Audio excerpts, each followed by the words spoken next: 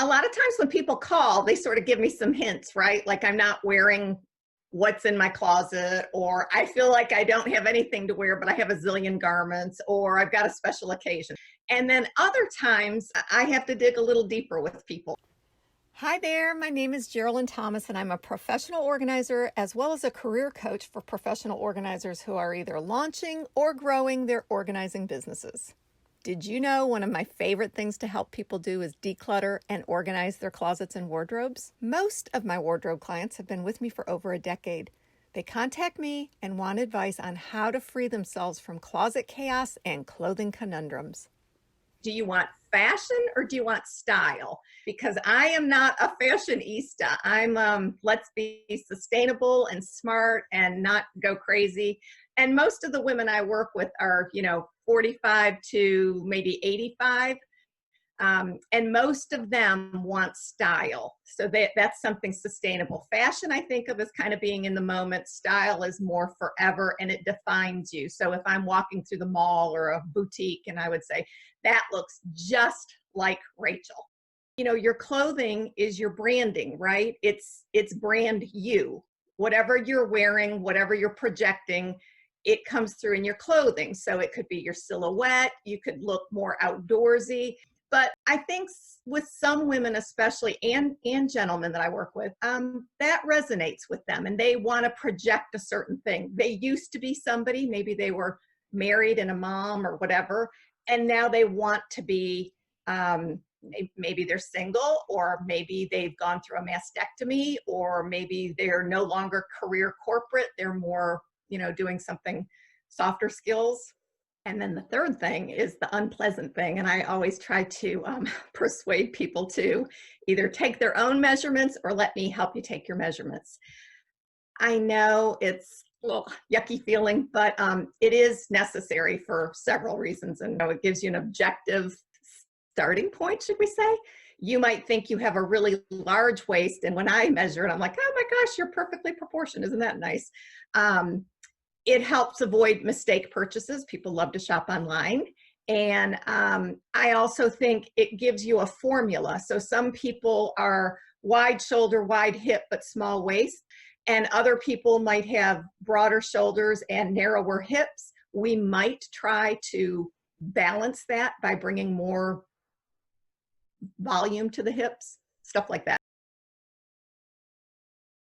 Some people shop for function, and that means they need better shapewear. So maybe it's a more supportive bra, or maybe they have veins in their legs and they want support hose. Maybe they're trying to disguise something, right? So there's lots of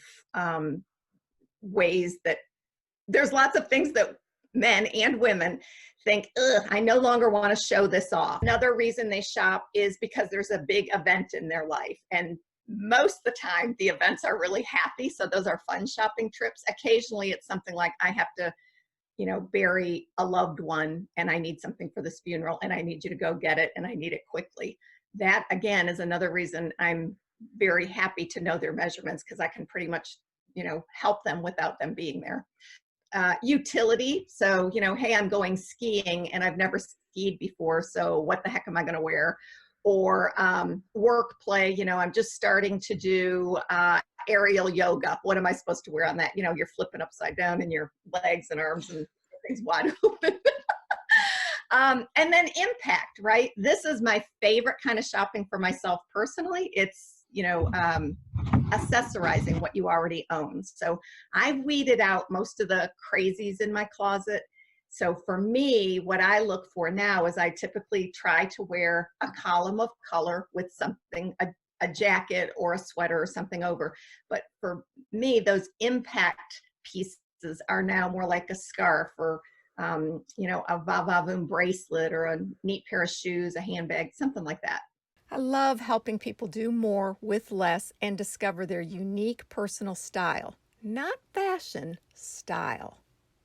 I hope this video helps you reflect on your habits and inspires you to create a wardrobe of wise, wonderful choices. If it did, please hit like and subscribe for this video, and hit the bell notification so you'll know when my newest videos become available.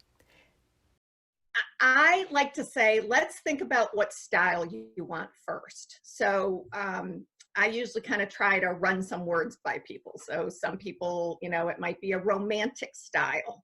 And everybody's going to describe what romance is differently. So it might be soft looking, girly looking, feminine looking. And I always think of I try to use celebrities just because it's a great equalizer. We all know how they look on the red carpet and for events like that. So maybe Ashley Judd, Annette Bening, Vanessa Williams has a really feminine, romantic look. Or dramatic, dramatic people have that OMG look when they arrive on the red carpet. You're like, no mistaking, only she would wear that outfit. And one of my favorites is like Cher, wears outfits that nobody else in the world would wear.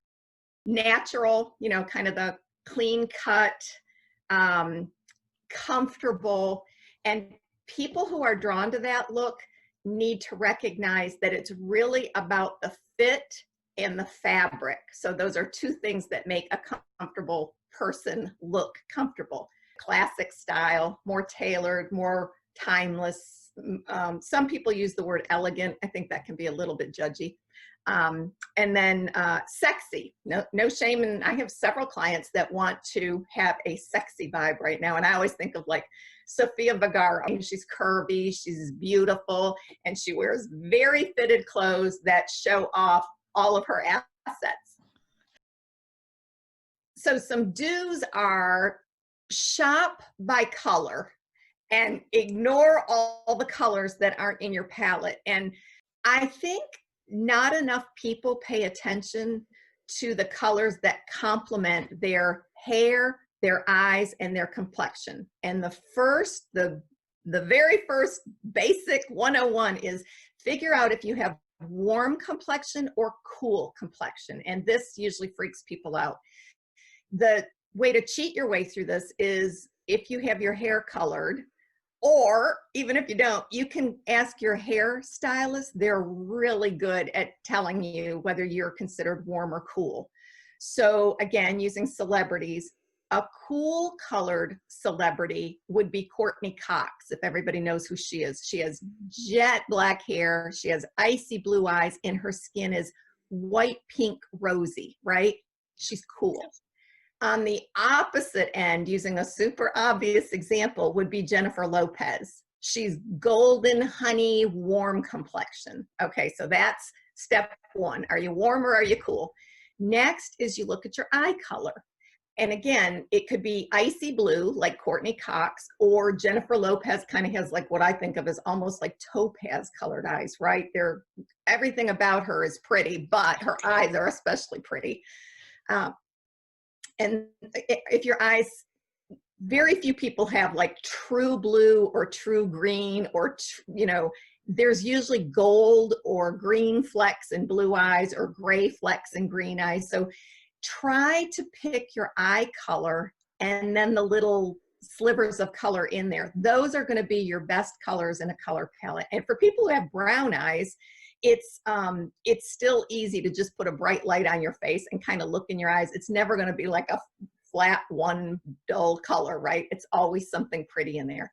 And then the third thing is look at your hair color, myself included. Highlights, lowlights, all of that stuff. Try to bring out the colors in your hair. I know it's kind of overwhelming. And then your silhouette. And this goes back to knowing what style you want. If you're sexy style, it's going to be fitted, form, hugging in all the right places.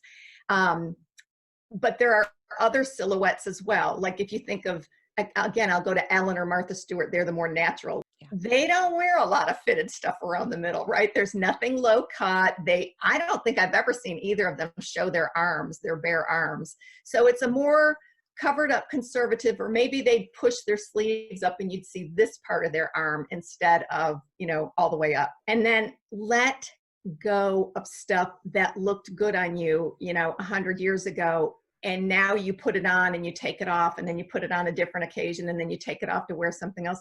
That's probably a sign that it's time to go. Don't buy stuff for an aspirational lifestyle. And what I mean by that is, I'm going to buy this because it's on sale and it's going to look great 10 pounds from now. And the other thing is, I'm going to buy this in case I get invited to, the White House inaugural ball or something. One other rule to think about when people are shopping, and this helps me a lot, is I know that cost per wear.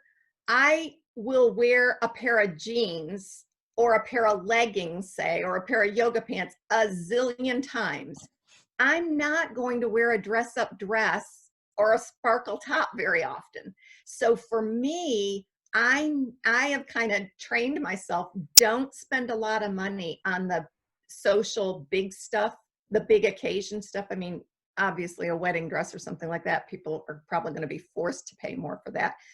But the little handbags and the high heels, if you're only going to wear them for a special occasion, that should be your least expensive stuff. And then it's not painful to let go of.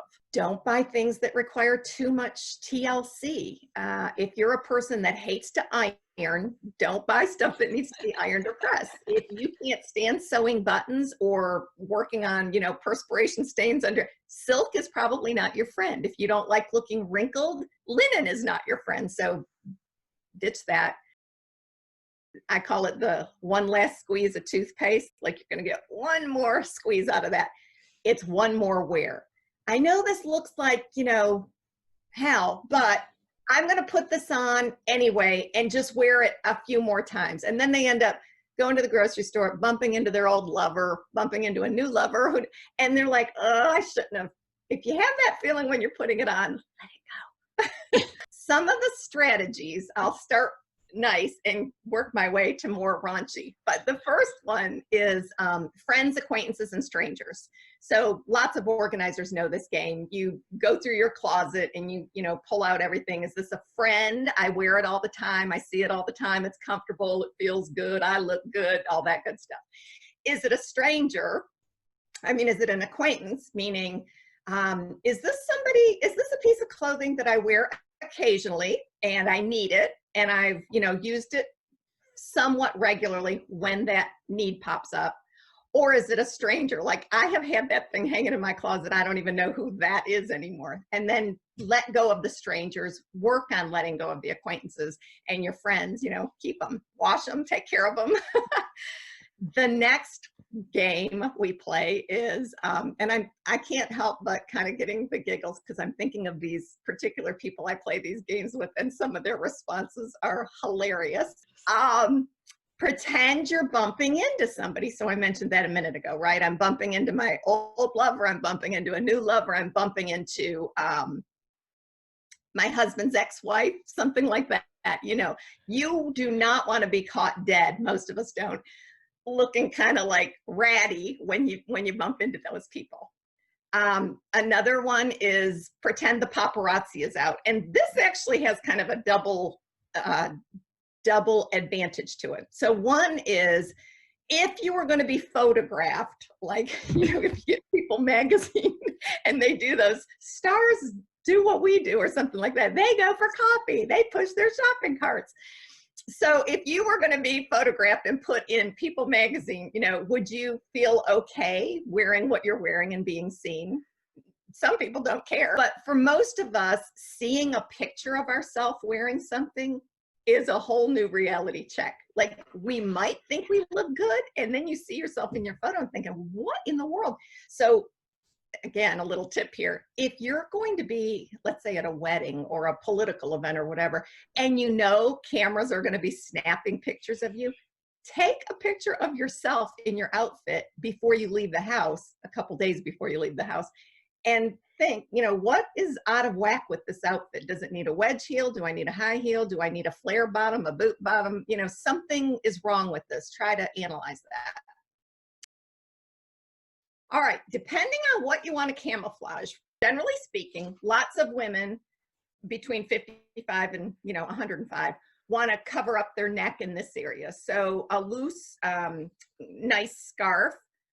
Collars frame your face, so you can leave a V-neck is more universally flattering on everybody, but a collar popped up, and my idol for this is Jane Fonda. Does the best job in the world of framing that gorgeous face of hers. And you'll notice 99% of the time, Jane is in a shirt with a collar and snaps it up, because what it does is it highlights, how great she looks. If you've got heavy upper arms, which a lot of people, don't have Michelle Obama's fabulous arms. So there's shrugs, there's the little light ponchos that you can wear at an angle to kind of cut yourself in half. Some celebrities that, you can pull up online images that do this especially well are Meryl Streep and Barbara Streisand. Barbara Streisand, I don't know who does her clothes, but she does an amazing job. And I've never seen her upper arms, but I'm guessing from the stuff she wears, she doesn't want those shown off. So she shows all of this, usually in a, off the shoulder thing. And then whoever does her gowns usually has like a one of these sleeves about this big. Meryl Streep does the same thing. She wears a sheer sleeve, a lacy something over it. They've got, obviously stylists to do that. And go with nude shoes. That's my other thing. Like, if you are trying to elongate yourself, and let's say you have a few extra pounds, a nude shoe with your dress is a zillion times better looking than a dark shoe. So if you're wearing a black dress, a burgundy dress, a amethyst dress, look for that nude color shoe. Don't try to match a dark shoe with your dark dress. It elongates your legs, but when you put a dark shoe at the bottom of your off-white leg and you're wearing a dark dress, all it does is compresses you. Gravity takes its toll on all women, and if you have larger breasts, a better, stronger bra with a little more support is a good thing as you age. And around the house you can wear your comfy stuff, but when you're going out, it does make for a better silhouette. I know low-waisted, low-rise jeans are, look amazing on people that look like Padma from Top Chef, but after 55-ish, a lot of us get that little, doughy roll. It's not so pretty. So if you're not tucking stuff in, just go for high-waisted pants and be done with it. Even yoga wear, the yoga pants now, they're making them up higher. I'm going to assume that we're dealing with people who are middle-aged and wanting to look longer and leaner and maybe not as small as they used to be in the middle. So tunic tops, meaning a top that's straight cut or curved a little bit at the waist. And if you can get the bottom at an angle, it's very flattering. And that way you can breathe and relax and, enjoy your life, not worrying about if you're going to be sit down and then you have that little pudgy thing hanging out. A longer cardigan, if you have the height, and by longer, I don't mean to your knee, because again, you need to be really tall to carry that off, right? But maybe something, if you're, don't stop your cardigan or your jacket at the widest part of your hips, especially if you're a pear shape. You either want to go a little above the widest part or a little below the widest part. Thanks so much for watching. I hope you're inspired and motivated to curate your closet and build a better wardrobe. Make sure you click open the notes below to obtain a 50% off coupon for my Wardrobe Wisdom Workbook. Check out my other videos if you want to learn more about being a professional organizer. And be sure to like and subscribe.